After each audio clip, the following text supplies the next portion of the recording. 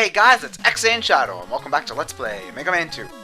In the last part, we took care of Bubble Man.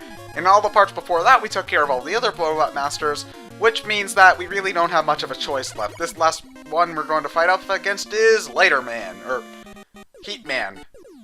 Kind of an odd robot master name. I mean, they already took Fireman, but it couldn't be like, they couldn't have done Flame Man there, or like, I don't know, like, Hot Man I guess sounds kind of dumb. Whatever. I guess they weren't really thinking too much about what these guys were called. I think they were just thinking, how do we get our fire level in here? How do we get our water level in here? Etc, etc, etc.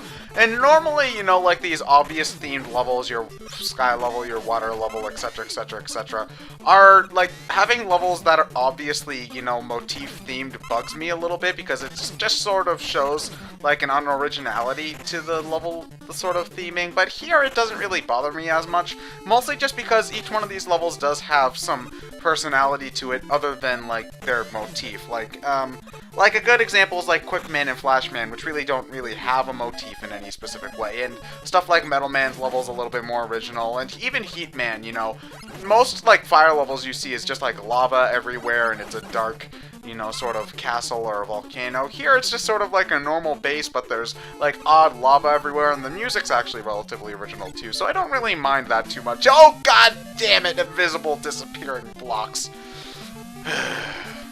Nobody likes these. No one. So why do they keep on bringing them back? You know, doing some things for tradition's sake is good, but why is it a tradition that nobody fucking likes? I mean, it's kind of like at my house.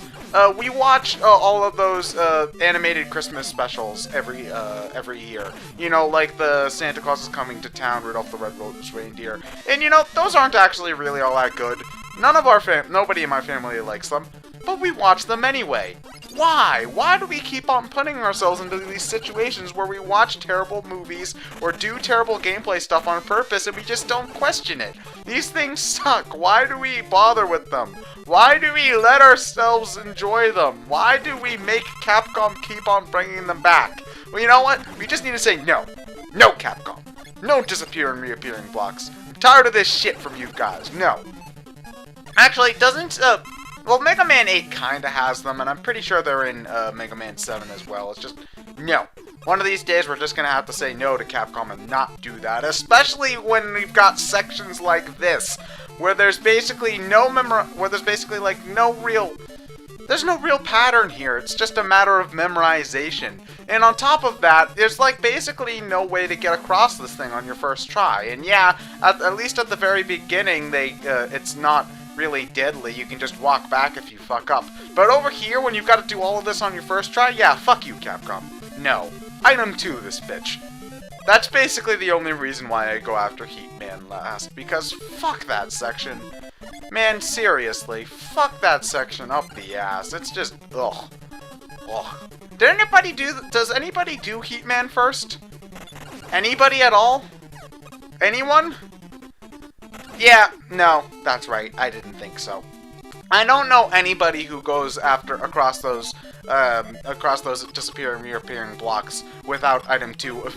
Like, the only people I do know who do that are doing it just so that they can say that they did. And if you did do that, well, congratulations. You wasted a whole bunch of your time for meaningless pride and bragging rights. Good for you guys. Good for you. Anyway, Heat Man's a pretty easy boss, because even though you might get hit by his first attack, after that, he'll always just warp to where you're currently standing, so it's just a jump, shoot, jump, shoot, jump, shoot matter after that.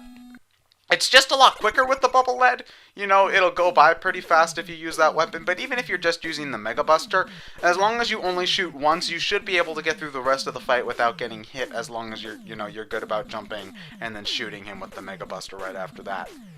And also, beating Heat Man allows you to get item 1, which is why I get item 1 last, which is just bizarre. I mean, do the creators really expect you to go after Heat Man first?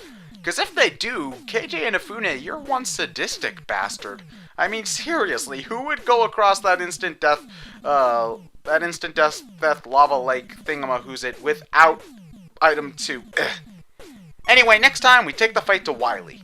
I'm ExandShadow, and I'll see you guys later.